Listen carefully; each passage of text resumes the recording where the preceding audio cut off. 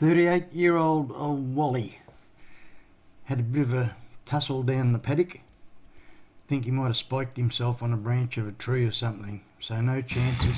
Off to the Bendigo Equine Hospital. He wants long sideboards like Elvis.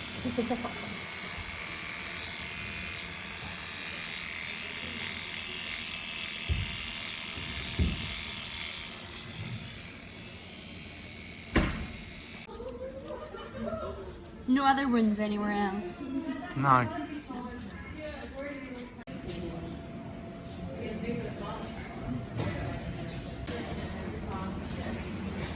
So it's going to be difficult if there's a piece of wood, but if there's a piece of metal, then it should show up as a big white line somewhere.